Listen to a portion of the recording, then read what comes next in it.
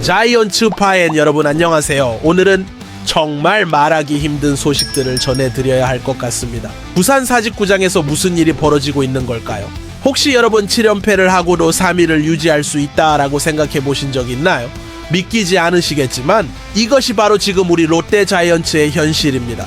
아이러니하게도 말이죠. 그런데 이것만이 전부가 아닙니다. 우리 팀에는 지금 더 큰 문제들이 산적해 있어요. 핵심 선수들의 연이은 부상, 50억 원짜리 FA의 갑작스러운 복귀, 그리고 이제 김태형 감독의 과감한 결단까지. 과연 이 모든 상황들이 어떻게 연결되어 있을까요? 그리고 우리 자이언츠가 가을 야구로 가는 길에 진짜 장애물은 무엇일까요? 여러분은 어떻게 생각하세요? 7연패 중에도 3위를 지키고 있다는 것이 정말 안전한 신호일까요? 아니면 더 큰 위기의 전조일까요?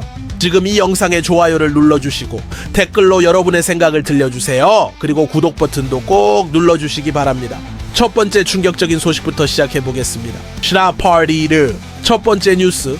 7연패에도 3위 충격과 현실. 여러분 준비되셨나요? 정말 믿기 힘든 일이 벌어지고 있습니다. 바로 어제 15일 사직구장에서 벌어진 일입니다. 롯데 자이언츠가 삼성 라이온즈에게 사심으로 완패하면서 7연패라는 충격적인 기록을 세웠습니다. 7연패예요 여러분.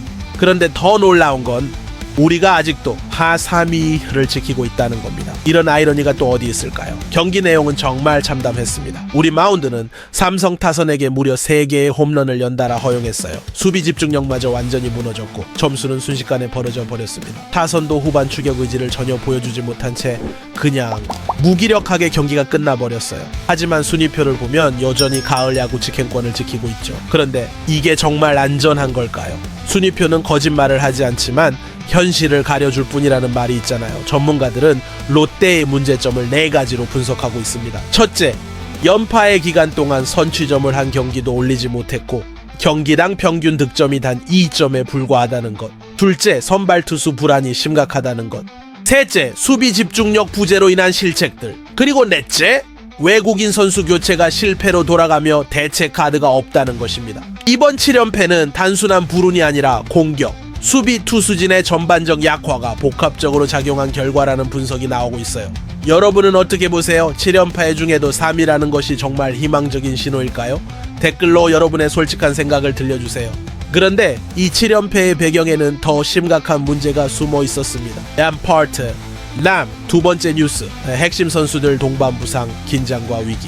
이제 진짜 심각한 이야기를 해야겠습니다. 롯데 팬 여러분의 심장을 단단히 붙잡으세요. 우리 팀의 핵심 선수 2명이 동시에 부상으로 전력에서 이탈했습니다. 바로 전준우와 최준용입니다. 전준우는 지난 5일 KA전에서 1루 땅볼을 치고 주루하던 중 왼쪽 햄스트링의 통증을 느끼며 교체됐어요. 검진 결과 햄스트링 근육 미세 손상으로 판정되었고 무려 4주간의 재활이 필요하다고 합니다. 전준우가 얼마나 중요한 선수인지 아시죠? 올 시즌 104경기에 출전해서 타율 0.288, 7홈런 64타점을 기록하며 롯데 타선의 중심축 역할을 해왔던 선수입니다. 그런 선수가 4주나 빠진다는 것은, 하지만 더 큰 문제는 최준용 의 부상입니다. 불펜의 핵심 선수인 최준용이 오른쪽 어깨 회정은 염증으로 전력에서 이탈했어요. 올 시즌 32경기에 나와서 3승 3패 1세이브 12홀드를 기록한 필승조 멤버였는데 말이죠. 롯데 관계자는 최준용은 관리 차원에서 엔트리 말소 조치를 했고 회복 기간은 추후 업데이트될 예정이라고 밝혔습니다. 즉 언제 돌아올지도 확실하지 않다는 얘기예요. 김태형 감독은 이런 상황에서 최준용이 어깨가 좋지 않다, 피칭했는데 아프다고 하더라며 안타까움을 표했습니다. 선두권 재진입을 노리던 롯데에게 이런 대형 악재가 연달아 덮친 거예요. 타선의 핵과 불펜의 핵심이 동시에 빠진 상황. 이게 바로 7연패에 숨겨진 배경 중 하나였던 거죠. 팬 여러분은 어떻게 생각하세요? 이런 상황에서 롯데가 3위를 지키며 가을 야구에 진출할 수 있을까요? 댓글로 응원의 메시지와 함께 여러분의 예상도 들려주세요. 그런데 김태형 감독은 이런 위기 상황에서 더욱 과감한 결단을 내렸습니다. 세 번째 뉴스. 김태형 감독의 과감한 결단, 희망과 의구심. 여러분, 이번엔 정말 충격적인 소식입니다. 김태형 감독이 제 시즌 중 9홈승을 기록한 투수를 방출했습니다. 바로 홀 터커 데이비슨 노를 보내고 민스 벨라스케즈 고무를 영입한 것인데요. KBO 리그 역사상 10승 투수를 시즌 중에 방출한 사례는 거의 찾아보기 힘들 정도로 파격적인 결정이었어요. 데이비스는 지난 6일 KIA전에서 6이닝 한 실점으로 팀 승리를 이끌며 시즌 10승을 달성했습니다. 그런데 경기가 끝나자마자 구단으로부터 방출 통보를 받았어요. 얼마나 충격적이었을까요? 김태형 감독의 판단 근거는 명확했습니다. 데이비슨의 가장 큰 문제는 이닝 이터 능력의 부족이었다는 거예요. 외국인 투수의 핵심 덕목인 이닝 소화 능력이 시즌을 치를수록 떨어졌고 제구 불안도 계속 이어졌다는 분석이었습니다. 대신 영입한 벨라스케즈라는 어떤 선수일까요?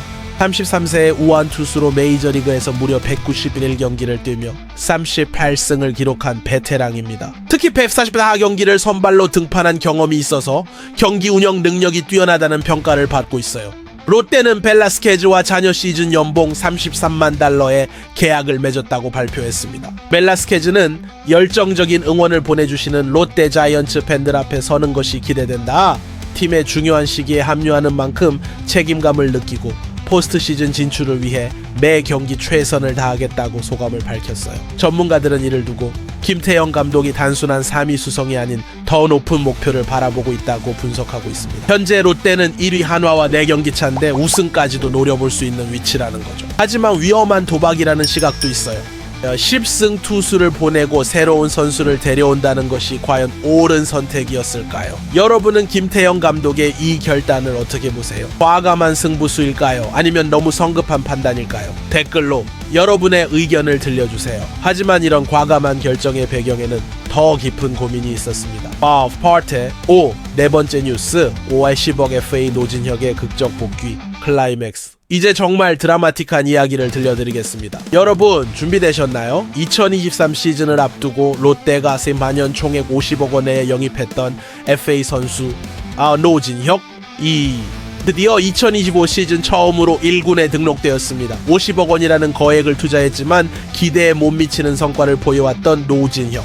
심지어 올해는 1군 스프링 캠프 명단에서조차 제외되는 수모를 겪었어요. 손목 부상까지 겹치면서 퓨처스 리그에서도 자주 얼굴을 보기 어려웠죠. 그런 노진혁이 전준우의 부상으로 인한 공백을 메우기 위해 극적으로 1군에 복귀한 겁니다. 김태형 감독은 전준우를 대신해 노진혁을 불렀다. 지금 전력을 운영하는 데 있어서는 활용도가 더욱 좋을 것 같다고 밝혔어요.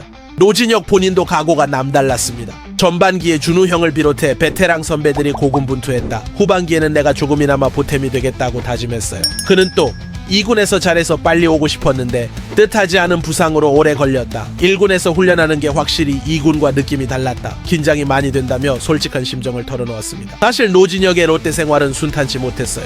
2023 시즌 110생 경기에 출전해 타율 연 200홀 4홈런 50배울 타점으로 기대에 못 미치는 성적을 거뒀고 올해는 아예 1군에서 모습을 볼 수 없었거든요. 하지만 지난달 22일 퓨처스 리그에서 다시 실전에 복귀한 뒤 조금씩 타격감을 끌어올렸고 지난 5일에는 2군에서 홈런까지 터뜨리며 컨디션 회복을 알렸어요. 김태형 감독은 노진혁에게 6일 선발 지명타자 자리를 맡겼습니다. 50억 원짜리 FA가 과연 팀의 기대에 부응할 수 있을까요? 1989년생 노진혁에게는 이번이 마지막 기회일 수도 있어요. 그는 신인의 마음으로 뛰겠다며 각오를 다졌습니다. 여러분은 노진혁의 이번 복귀를 어떻게 보세요? 늦었지만 최하위의 전성기를 맞을 수 있을까요? 댓글로 노진혁에게 응원의 메시지를 보내주세요. 그런데 노진혁만으로는 해결되지 않는 더 근본적인 문제가 있었습니다. 라드 파트 유스업 5번째 뉴스 타선 전체의 침묵, 성찰과 미래. 마지막으로 가장 심각한 문제를 짚고 넘어가야겠습니다. 바로 롯데 타선 전체의 침묵입니다. 전준우의 부상으로 공백이 생겼지만 사실 문제는 더 깊숙한 곳에 있어요. 8월 들어 롯데 타선은 심각한 침체에 빠져 있거든요. 전문가들은 현재 활약이 필요한 타자로 황성빈, 전민재, 윤동희, 노진혁 4명을 꼽고 있습니다. 이들은 모두 롯데의 핵심 전력이라고 할 수 있는 선수들이에요. 특히 황성빈은 팬들 사이에서 초구를 너무 좋아한다는 지적을 받고 있어요. 한편은 롯데 타자들은 왜 다들 초구를 좋아하는지 궁금하다. 코치들이 다 초구치라고 그러는 건지 상대 투수들 투구수 좀 올리면 좋을 텐데 라며 답답함을 토로했죠. 하지만 황성빈은 인터뷰에서 억울함을 표했어요. 초구 안타를 친 게 더 많다면서 자신의 접근법을 옹호했습니다. 윤동희도 마찬가지예요. 최근 타격감이 좋지 않아서 팬들의 걱정을 사고 있어요. 전민재는 부상에서 복귀했지만 아직 예전 컨디션을 찾지 못한 상태고요. 그리고 노진혁 50억 원의 무게를 감당해야 하는 그에게는 더 큰 부담이 있을 거예요.